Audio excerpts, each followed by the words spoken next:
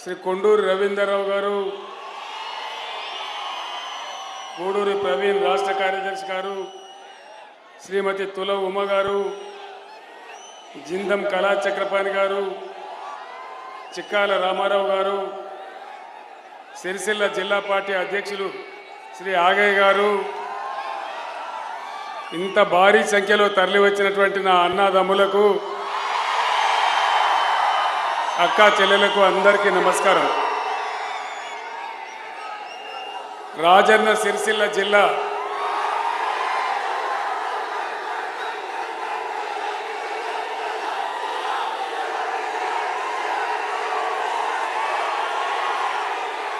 Please ఆగాలి. సిరిసిల్ల జిల్లా దేవుని పేరు కూడా ఉండాలని ఎములాడ రాజన్న పేరు కూడా నేనే పెట్టి రాజన్న సిరిసిల్ల జిల్లా అని పేరు పెట్టుకున్నాం. పార్లమెంట్ ఎలక్షన్లు జరుగుతూ ఉన్నాయి. 3 పార్టీలు రంగంలో ఉన్నాయి. ఏ పార్టీలు ఏం చేసినాయో మీ అందరికీ కూడా బాగా తెలుసు. నిన్ననే ఈ ప్రాంతానికి వేములవాడకు ప్రధానమంత్రి గారు వచ్చినారు. ఆయన పక్కనే బండి సంజయ్ పార్లమెంట్ సభ్యుడు కూడా ఉన్నాడు. దేశం కోసం ధర్మం కోసం అనే మాట్లాడే ప్రధానమంత్రి పొద్దున లేస్తే హిందూ హిందూ అని మాట్లాడే బండి సంజయ్ వేములవాడకి ఏమన్నా ₹1 ఇస్తామని చెప్పినరా? వేములవాడ దేవస్థానాన్ని బాగు చేస్తామని చెప్పినరా? ఆ ప్లేస్ బాగా ఇరుకుగా ఉంటే నేనే అక్కడికి వచ్చి ఒక దాదాపు 35 ఎకరాల స్థలాన్ని చెరువులో నుంచి ఇప్పించి దాన్ని డెవలప్ చేసే ప్రయత్నం చేసినామని ఈ దేవుని పేరు చెప్పి అడిగే వాళ్ళు ₹1 కూడా నిన్న బండి సంజయ్ అడగలేదు, నరేంద్ర మోడీ ఇయ్యలేదు.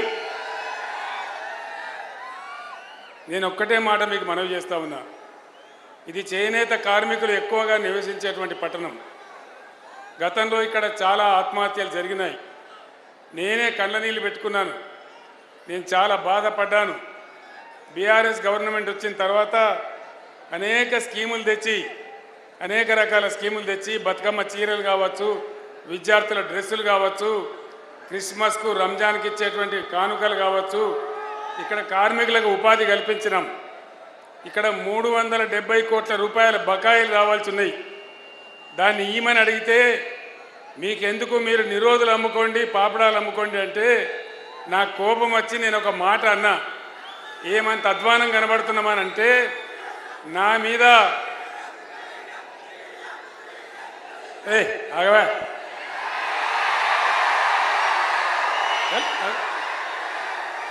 ఆగవా బుద్ధిలో ఆగు.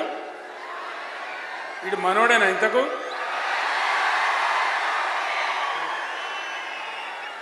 ఒక మాట నేను కోపానికి వచ్చి మాట్లాడితే నా మీద 48 గంటల నిషేధం పెట్టినారు. కేవలం పద్మశాలి కార్మికులను, చేనేత కార్మికులను అవమానించిందని నేను కోపంగా మాట్లాడితే నా మీద నిషేధం పెట్టినారు. మీరు గమనించాలి. దేశంలో మొట్టమొదటిసారి చేనేత మీద జీఎస్టీ వేసిన మొదటి ప్రధానమంత్రి నరేంద్ర మోడీ. ఏ ప్రైమ్ మినిస్టర్ కూడా వేయలే. అన్నీ తీసేసినాడు. చేనేత కార్మికులకు ఉన్నటువంటి ఇన్సూరెన్స్ కానీ ఇంకా చాలా స్కీములు ఉంటే అన్నిటినీ రద్దు చేసిన మనిషి ప్రధానమంత్రి నరేంద్ర మోడీ. బాబు సౌండ్ తక్కువ చేయి. అన్నీ కూడా రద్దు చేసినాడు. ఒక్కటి కూడా లేకుండా రద్దు చేయడం జరిగింది. చేనేత కార్మికులంటే లెక్కనే లేదు. అసలు భారతీయ జనతా పార్టీకి వాళ్ళ ఎజెండా లోపల పేదలు ఉండరు, కార్మికులు ఉండరు, రైతులు ఉండరు, ఆటో రిక్షా కార్మికులు ఉండరు, ఎవ్వరు కూడా ఉండరు. పేదవాళ్ళ ఎజెండా ఉండనే ఉండదు. ఇక్కడ ఉండేదల్లా పెద్ద పెద్ద గద్దల ఎజెండా ఉంటుంది. పెద్ద పెద్ద అంబానీ, అదానీ, లక్షల కోట్ల శ్రీమంతులు వాళ్లకు కార్పొరేట్ ట్యాక్సులు రద్దు చేస్తారు తప్ప పేదవాళ్ళకు మాత్రం చేసే పద్ధతి గత 10 ఏళ్ల నుంచి మనం చూడలే. 10 ఏళ్ల కింద నరేంద్ర మోడీ చెప్పినాడు, నేను గెలిస్తే విదేశాలలో ఉన్న నల్ల డబ్బు తెచ్చి మనిషికి 15 లక్షలు ఇస్తా అని చెప్పినాడు. సిరిసిల్లలో ఎవరికైనా వచ్చినాయా? వచ్చినాయట కదా సిరిసిల్లకు. బండి సంజయ్ తెచ్చిచ్చినట కదా, రాలేదా? 15 లక్షలు రాలే, 15 రూపాయలు రాలే. సబ్కా సాత్ సబ్కా వికాస్ మోడీ డైలాగ్ ఏమన్నా అయిందా? అమృత్ కాల్ వచ్చిందా? అచ్చే దిన్ వచ్చిందా? ఏమి రాలే. బేటీ పడావో బేటీ బచావో ఏమైనా వచ్చిందా? జన్ధన్ ఖాతా ఏమైనా జరిగిందా? అంటే ఏమి కాలే. అంత వట్టిదే గ్యాసు ట్రాషు, డబ్బాల రాలేసినట్టు ఊపుడు తప్ప ఏ పేదలకేం జరగలే. ఉల్టా ఇక్కడ జరుగుతూ ఉంటే దాన్ని తీసేయడం, గోల్మాల్ దింపడం తప్ప ఎవ్వలకు కూడా న్యాయం జరగలే. గొల్ల కుర్మలకు గొర్రెలిస్తూ ఉంటే దానికి అడ్డం పడ్డారు. ఏ ఒక్క స్కీమ్ కూడా లేదు. అంటే బీజేపీ అబ్కి బార్ 400 పార్ అంటున్నారు. నేను చెప్తా ఉన్నా మీకు, ఒకవేళ మోడీ గెలిస్తే, బీజేపీ గెలిస్తే 400 పార్ గ్యారంటీ అవుతుంది. పెట్రోల్ ధర, డీజిల్ ధర 400 దాటుతుంది. అంతే కదా? మోసపోతే గోసపడతాం, జాగ్రత్త. నేను మీకు మనవి చేస్తా ఉన్నా.